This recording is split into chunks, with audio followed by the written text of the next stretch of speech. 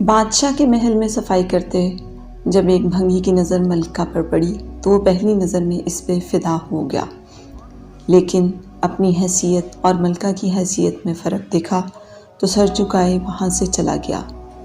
پر دل تھا جو ایک ملاقات کی حسرت میں تڑپتا رہا۔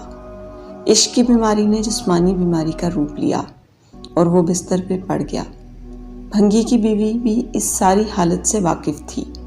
بھنگی کی خراب حالت کی بنا پر اس کی بیوی اس کی جگہ کام پہ لگ گئی۔ کئی دن تک جب بھنگی ملکہ کو وہاں نظر نہ آیا تو اس نے اس کی بیوی سے دریافت کیا۔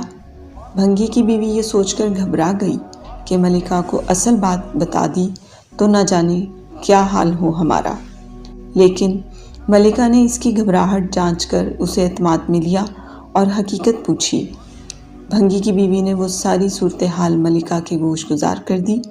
تب ملکہ نے اسے کہا کہ اس سے ملاقات کا یہی ایک رستہ ہے کہ تم اپنے شوہر سے جا کے کہہ دو کل وہ شہر سے باہر کسی رستے پہ بیٹھ جائے اور بس اللہ اللہ کرتا رہے، نہ تو وہ کسی سے بات کرے اور نہ ہی کسی کا دیا ہوا کوئی تحفہ قبول کرے۔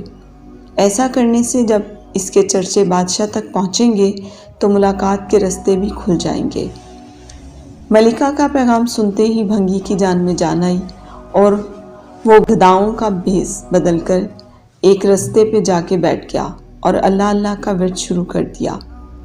آنے جانے والے اس سے متاثر ہوتے اور نذرانے ساتھ لاتے، لیکن وہ سر اٹھا کے کسی کو نہ دیکھتا اور نہ ہی کسی چیز کو ہاتھ لگاتا۔ کرتے کرتے خبر بادشاہ تک پہنچی تو اس نے وزیر کو بھیجا کہ دریافت کرو کہ کون ہے وہ اور اس کی سچائی کس حد تک ہے۔ وزیر نے واپس جا کر بادشاہ سے اس کی بہت تعریف کی۔ بادشاہ فیض پانے کی غرض سے خود چل کر اس کے پاس گیا۔ جب ہر طرف اس کے چرچے ہونے لگے تو ملکہ نے بادشاہ سے اس نیک انسان کی زیارت کی خواہش ظاہر کی۔ بادشاہ نے اجازت دی۔ اسی اثنا میں جب بھنگی کو اس بات کا احساس ہوا کہ اب تک وہ دل سے نہیں صرف ایک دنیاوی مقصد کے تحت ہی اللہ پاک کے نام کی تسبیح کر رہا تھا، وہ جھوٹا ہے لیکن پھر بھی اللہ کی رحمت اس پر اس قدر ہے کہ لوگ اس کے سامنے جھک رہے ہیں، کیا بادشاہ اور کیا عام آدمی، سبھی عزت دے رہے ہیں۔